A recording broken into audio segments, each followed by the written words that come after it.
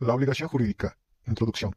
En nuestra vida cotidiana, en cualquier ámbito, es común detectar el empleo de términos como obligación u obligado, tal como derecho. La palabra obligación no es exclusiva de la materia, y su uso se ha extendido a situaciones completamente independientes al ámbito jurídico. Sin embargo, ¿qué implica, jurídicamente hablando, el hecho de que una persona sea parte en una obligación? Partiremos de la distinción entre deber jurídico y obligación. ¿Qué cualidad o momento es el que nos faculta a exigir el cumplimiento de determinada prestación? Es importante que, como juristas en formación, precisemos los elementos y peculiaridades con los que toda persona puede dar vida a una obligación. Al crear un vínculo jurídico, ¿quiénes pueden ser parte en una obligación? ¿Existe una regulación específica respecto al objeto de la misma o es de libre elección? ¿Podemos imponer condiciones? Iniciemos el estudio de la unidad y demos respuesta a estas y otras preguntas. Objetivo particular. El alumnado comprenderá el concepto de las obligaciones y sus especies. Identificará sus elementos y sus modalidades. Finalmente, precisará las diferencias entre las obligaciones civiles y naturales. Temario 1. La obligación como deber y la teoría general de las obligaciones. 2. Elementos de la obligación. 3. Del consentimiento de la voluntad. 4. De la capacidad. Fuente de consulta. Pantallas amigas. Recomendaciones para el uso saludable del ordenador. Ergonomía. Archivo de video. La obligación jurídica. La obligación como deber y la teoría general de las obligaciones. ¿Qué es una obligación? De acuerdo con el diccionario de la Real Academia Española, obligación viene del latín obligatio. Definamos. Obligación. El término posee varias definiciones, entre las que destacan las siguientes. 1. Aquello que alguien está obligado a hacer. 2. Imposición o exigencia moral que debe regir la voluntad libre. 3. Vínculo que sujeta a hacer o a abstenerse de hacer algo establecido por precepto de ley, por voluntario otorgamiento o por derivación recta de ciertos actos. 4. Correspondencia que alguien debe tener y manifestar al beneficio que ha recibido otra persona. En el mismo diccionario, en línea posteriores, se nos proporciona una definición de obligación civil estableciéndose por contraposición a la natural, cuyo cumplimiento es exigible legalmente, que no siempre sea valedera en conciencia. Reflexión. ¿Cómo distinguimos una obligación jurídica de una natural? ¿Qué prestaciones pueden constituir el objeto de una obligación? ¿Quiénes pueden ser parte? Profundicemos en el concepto y analicemos a detalle su estructura y elementos. Probable que a lo largo de sus estudios y vida cotidiana haya visto que se emplean los términos obligación y deber de forma indistinta. ¿Es esto correcto? ¿Uno presupone al otro? Es preciso entonces distinguir entre deber jurídico y obligaciones. San Román, 2002, 2. Deber jurídico. Aquello que señala en qué consiste nuestro cumplimiento. Hace referencia al entendimiento de la persona. Un ejemplo es el deber cívico de votar, pues no se nos puede coaccionar para hacerlo. Obligación hace referencia a la voluntad, aquello que nos constriñe a cumplir con un deber. Por ejemplo, si una persona debe cierta cantidad de dinero, su contraparte puede constreñirla al pago. En esta orden de ideas podemos concluir que el deber jurídico es el género, en tanto que la obligación de la especie. No todo deber jurídico deviene en obligación, pero toda obligación proviene de un deber jurídico. Apliquemos lo anterior en el siguiente ejemplo. Por ejemplo, Julia extravía en las instalaciones de la facultad su computadora portátil. Ante esto, decide distribuir volantes ofreciendo una recompensa de 3.000 a quien la devuelva a su ordenador, o bien, la ayuda a recuperar la información ahí almacenada. Partimos entonces de una declaración unilateral de la voluntad.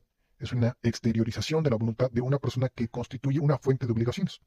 La promesa de recompensa genera, en principio, el deber a cargo de Julia de sostener su propuesta. No es hasta el momento en el que una persona se encuentra en posibilidad de realizar la prestación solicitada en dicha promesa, ya sea devolviendo al ordenador o la información ahí almacenada, que el deber de Julia alcanza el carácter de obligación. Cuando Julia emite la promesa de recompensa y ninguna persona está en aptitud de cumplirla, no existe obligación alguna, sino el deber jurídico de mantener dicha oferta. Al surgir un acreedor, surge una relación jurídica entre ambas partes y el deber se convierte en obligación.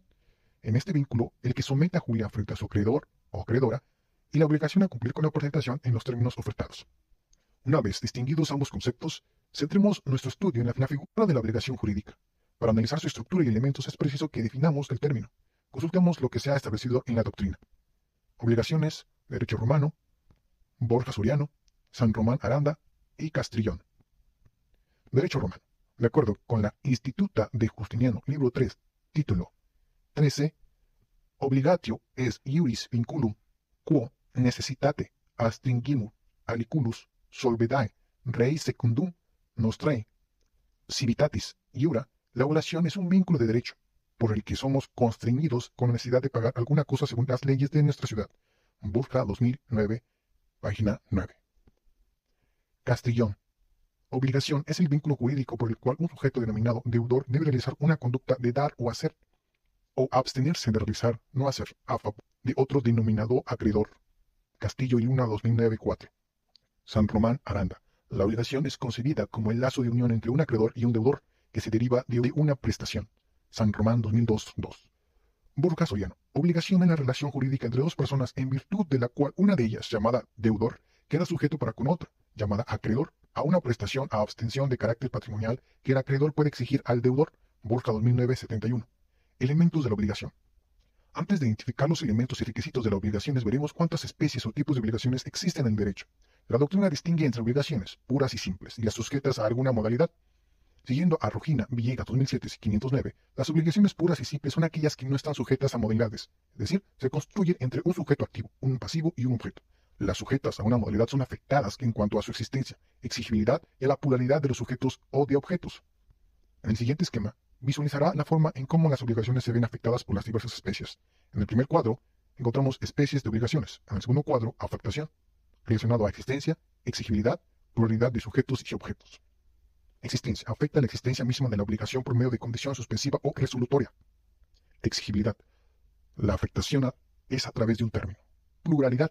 Se hace compleja la obligación con la pluralidad de los sujetos, como las mancomunadas o solidarias, o de los objetos como los conjuntivas o alternativas. Derivado de las definiciones anteriores, podemos identificar como elementos y requisitos de toda obligación los siguientes. Obligación. Elemento subjetivo, parte acreedora. Elemento objetivo, dar, no hacer, hacer. Obligación, relación. Elemento subjetivo, parte deudora. Elemento objetivo, lícito, posible física y jurídicamente.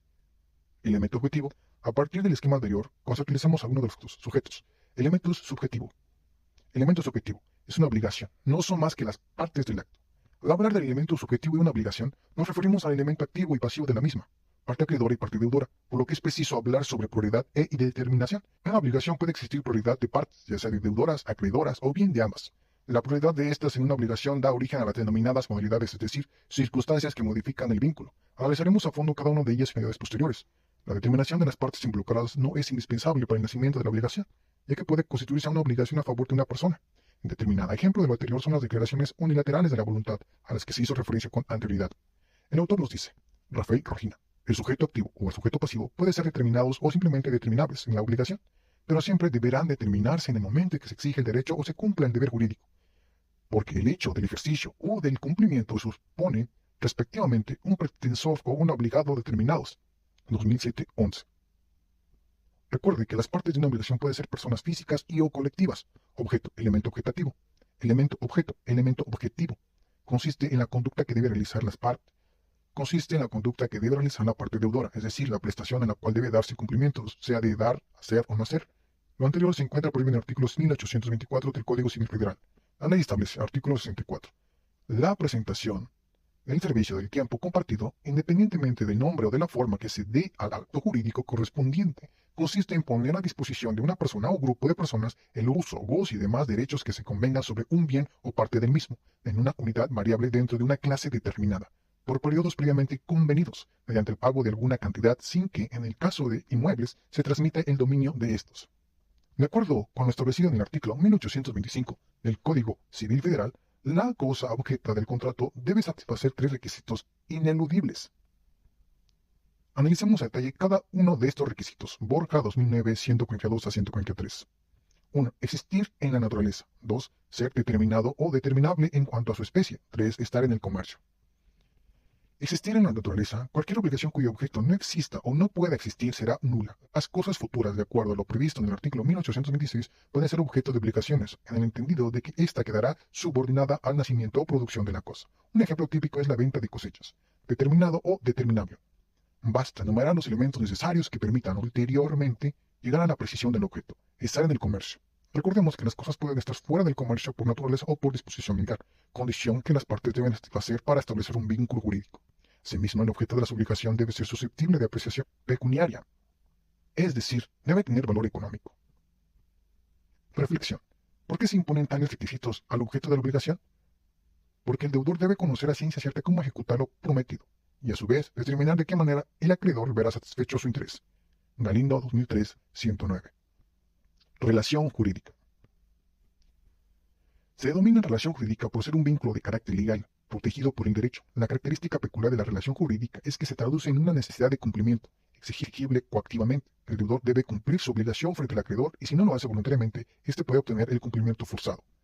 Bejarano, 1984-14. Es importante precisar que la relación jurídica no se da entre patrimonios, sino entre dos o más personas. Es en virtud de este vínculo que, en caso de incumplimiento, el acreedor, parte acreedora, podrá constreñir al deudor, parte deudora, al cumplimiento de la obligación, del consentimiento de la voluntad. En los contratos la voluntad se llama consentimiento. Para que éste se dé, se necesita de dos emisiones de voluntad sucesiva, es decir, de dos declaraciones unilaterales, la oferta o propuesta, y la aceptación. Ambas se reúnen y se fundan. Bejarano, 1984-51. En otras palabras, el contrato es un acuerdo de voluntades, considerando el interés y objetivo que expresan las partes aceptadas su entera voluntad, manifestada en el contrato escrito, es decir, el consentimiento es de ambas partes. Sin embargo, el Código Civil Federal señala: la ley establece, artículo 1803, el consentimiento puede ser expreso o tácito. Para ello se estará a lo siguiente. 1. Será expreso cuando la voluntad se manifiesta verbalmente, por escrito, por medios electrónicos, ópticos o por cualquier otra tecnología o por signos inequívocos. Y 2. El tácito resultará de hechos o de actos que lo presupongan o que autoricen a presumirlo, excepto en los casos en que por ley o por convenio la voluntad deba manifestar expresamente. Es decir, al ser el contrato un acuerdo de voluntades entre dos o más personas, aquí nacen las obligaciones. El consentimiento es el elemento esencial de los mismos, ya que la base de los contratos civiles se fundamenta en el consentimiento de la voluntad. Artículo 1812. El consentimiento no es válido si ha sido dado por error, arrancado por violencia o sorprendido por dolo. Artículo 1803. El error de derecho o de hecho invalida el contrato. Cuando recae sobre el motivo determinante de la voluntad de cualquiera, se declara ese motivo si se prueba por las circunstancias del mismo contrato que se celebró en el falso supuesto que lo motivó y no por otra causa. De la capacidad. La capacidad es la aptitud para ser titular de derechos y obligaciones y para ejercitarlos. Hay dos clases: la de goce, aptitud de ser titular de derechos y obligaciones, y la de ejercicio, aptitud para ejercitar o hacer valer por sí sus derechos. Bejarano, 1984-125. Nuestro CCF de la capacidad nos señala en su artículo 1798, son hábiles para contratar todas las personas no exceptuadas por la ley. Así, podemos señalar que la capacidad es un requisito de validez de todo acto jurídico, por lo cual la ley considera capaces a todas las personas, salvo caso en que ella misma así lo señale, por lo que no puede ser responsable, lo cual no implica que se dejen a un lado los derechos humanos, ya que por simple hecho de ser persona es digna.